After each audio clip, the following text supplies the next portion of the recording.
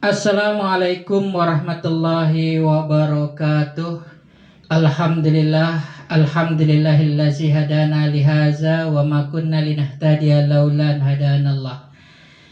Saudara-saudari kaum muslimin dan muslimat yang dirahmati Allah, ada seorang sahabat Nabi bernama Sauban radhiyallahu an. Sauban ini sangat rajin mengerjakan ibadah, ya. Apalagi yang namanya sholat berjamaah di masjid, itu paling tak mau ketinggalan dia, ya. Nah, Sauban ini dia kalau sholat di masjid itu dia selalu berada di pojok paling kanan, ya. Itu istiqomah, dia selalu berada di pojok paling kanan. Itu dilakukannya supaya dia bisa merasa lebih khusyuk, sehingga dia tidak mengganggu orang dan tidak terganggu orang, ya, karena langsung pada dinding masjid, ya. Nah, suatu hari Sauban ini meninggal dunia. Dia meninggal dunia. Setelah dikuburkan, Rasulullah Shallallahu Alaihi Wasallam mendatangi istrinya. Rasulullah bertanya kepada istrinya, apakah ada sesuatu yang terjadi sebelum Sauban ini meninggal dunia? Nah, istrinya menjawab, saya tidak merasa ada yang istimewa,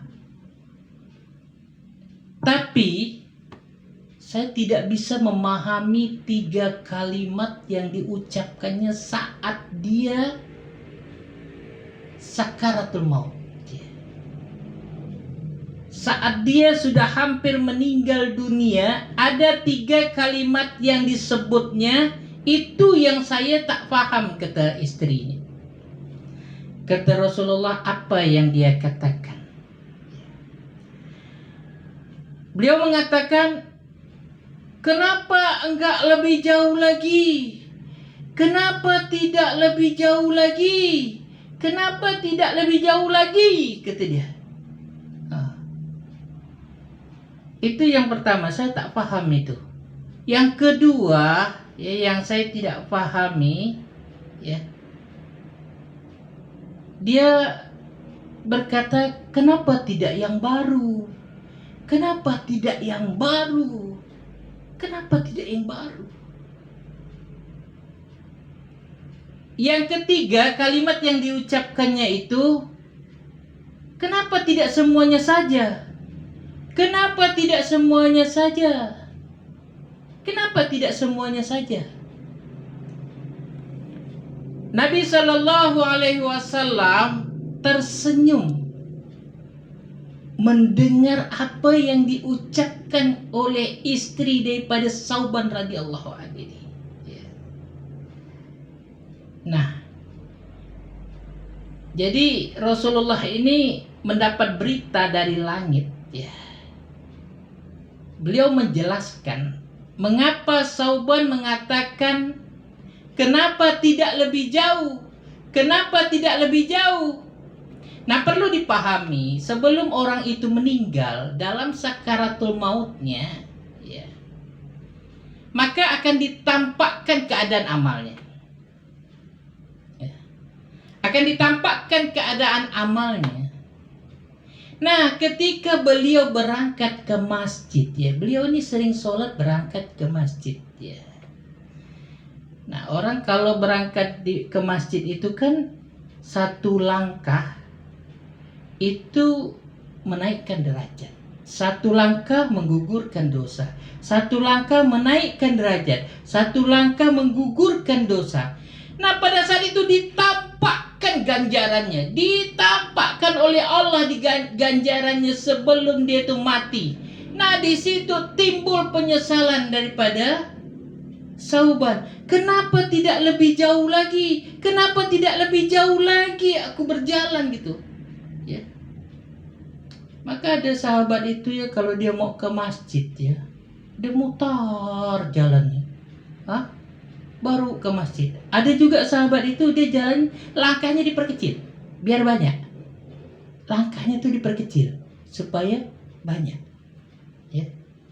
Nah, itu yang disesalkannya.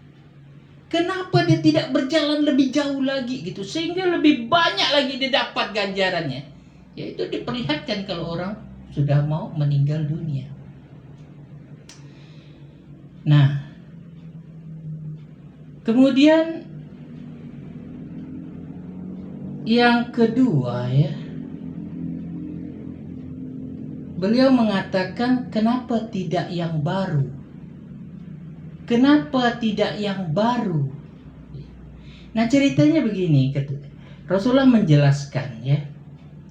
Sauban ini dia kalau ke masjid itu kalau pada musim dingin dia pakai baju 2 lapis. Pakai baju 2 lapis. Yang baju baru itu lapisan dalam. Ya. Baju yang lama itu lapisan luar. Nah, suatu ketika dia berjalan ke masjid, ada orang menggigil kedinginan. Lalu dia lepaskan bajunya yang lama, itu dipakaikan. Artinya disedekahkan kepada orang yang kedinginan itu, diberikannya. Nah, pada saat kematian Allah tampakkan itu ganjarannya, sedekah dia tuh Allah tampakkan. Apa kata dia? Kenapa tidak yang baru? Kan di dalam tuh baru tuh. Kenapa tidak yang baru aku berikan gitu? Nah, itu amal ditampakkan saat kematian. Nah, terus terakhir dia mengucap apa? Kenapa tidak semuanya? Kenapa tidak semuanya? Beliau ini kata Nabi suka bersedekah. Suka memberikan kebaikan-kebaikan pada orang lain, berbagi kepada orang lain, ditampakkan pahalanya. Apa kata dia? Ya Allah, kenapa tidak semuanya saja aku sedekahkan ya? Kenapa tidak semuanya? Kenapa tidak semuanya? Itu jadi penyesalan yang luar biasa. Sauban menyesal luar biasa. Bayangkan, ini seorang sahabat yang mulia masih menyesal dengan amalnya. Bagaimana dengan orang-orang yang belum sempurna kebaikannya seperti kita ini? Ya. Jangan sampai dah meninggal dunia, ya, saat kita meninggal dunia kita menyesal. Saya biasa lihat ya orang hartanya banyak, ya, tapi sedekahnya sedikit. Umurnya sudah tua. Ini kalau meninggal nih, ini pasti menyesal nih. Banyak hartanya, kebunnya, aduh, kekayaan dia itu, ya, dia udah tua. Dan pikiran saya nih, kalau saya di posisi dia nih, udah sisakan tuh anak ini, udah selebihnya sedekahkan. Ya. Nah, maka ada orang ditanya, orang kaya, Pak, berapa jumlah harta Bapak? Harta saya katanya 50 juta. Anak Bapak ada berapa? Anak saya ada 1. Oh, Bapak bohong. Harta Bapak nih, ini ratusan juta, bahkan miliaran. Ya. Kenapa Bapak bilang 50 juta? Iya, karena yang baru saya sedekahkan itu 50 juta. Karena memang itulah harta saya, yang ini nanti tinggal. Nah, Bapak tadi bilang anak Bapak 1, padahal anak Bapak 5. Iya, yang soleh ini yang saya lihat nih 1 ini nih.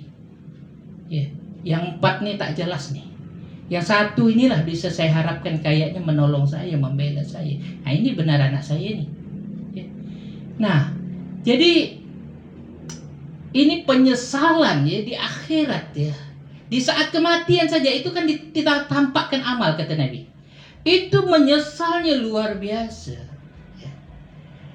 kita sedekah kita sedikit, amal kita sedikit, padahal kita mampu untuk melakukannya lebih banyak lagi, ya kan? Allah berfirman di dalam surah Al-Hasr ayat 18. Ya ayyuhallazina amanu taqullah. Hai orang-orang yang beriman, bertakwalah kepada Allah. Wal tanzur nafsum ma qaddamat lighad. Hendaklah setiap diri itu memperhatikan apa yang telah dia persiapkan untuk hari esok. Untuk akhiratnya nanti. Wattaqullah, dan bertakwalah. Innallaha khabirum bima ta'malun. Sesungguhnya Allah mengetahui apa yang kau kerjakan. Sesungguhnya Allah melihat apa yang kau kerjakan. Sesungguhnya Allah menilai apa yang kau kerjakan. Sesungguhnya Allah akan memberikan balasan dari apa yang kau kerjakan. Surah Ali Imran ayat 185. Kullu nafsin za'iqatul maut. Setiap yang bernyawa pasti akan mengalami mati. Wa innama tuwaffawna ujurakum yaumal qiyamah. Dan akan disempurnakan pahalanya di yaumil qiyamah, akan dihitung, direkap. Faman zuzihanin nar, barang siapa yang diputuskan Allah, dia terbebas dari neraka, wa udkhilal jannah, dan masuk ke dalam surga, faqad faz. Ini orang yang beruntung. Hanya surga itu kan bertingkat-tingkat sesuai dengan tingkatan amal kita. Maka nih, mumpung nih masih hidup, masih ada kemampuan, lakukan semaksimal mungkin ya. Fattaqullaha mastata'tum, bertakwalah kamu semaksimal mungkin. Nah, sekarang misalnya kita ada kemampuan untuk berangkat umroh, berangkat haji, cepat berangkat. Berangkat cepat, tunjukkan kecintaan kita kepada Rasulullah nih. Kita kunjungi Rasulullah nih. Siapa kata Rasulullah mengunjungi masjidku, Masjid Nabawi, dia sama juga mengunjungi aku seperti semasa aku hidup. Ya, jadi mengunjungi Nabi, masjid Nabi, ya, makam Nabi, itu sama dengan orang mengunjungi Nabi itu semasa Nabi masih hidup. Ya, tapi memang terasa sih. Terasa kalau kita berada di dalam Masjid Nabawi itu dekat sekali rasa dengan Rasulullah tuh. Nah, maka gunakan kesempatan. Jangan kita ada harta nih, jangan lama-lama kan. Kau udah mati besok, ya kan? Baru kita menyesal. Aduh, ngapa aku nak berangkat umroh kemarin ya? Aduh, padahal aku mampu. Kenapa aku nak berangkat haji? Ya Allah, ini penyesalan. Tapi nasi udah jadi bubur. Tak ada manfaatnya lagi dah, ya. Dan tak bisa lagi kita, kalau udah mati itu dah tutup buku lah dah, ya. Tak bisa lagi kita menambah amal kita, ya. Nah, jadi mudah-mudahan kisah ini bisa menyadarkan kita, ya, untuk kita dapat beramal semaksimal mungkin untuk kehidupan akhirat kita, agar kita tak menyesal, agar kita nanti menjadi orang yang beruntung. Amin ya rabbal alamin. Ini saja yang dapat saya sampaikan, lebih kurang saya mohon maaf. Wabillahi taufiq wal hidayah. Wassalamualaikum warahmatullahi wabarakatuh.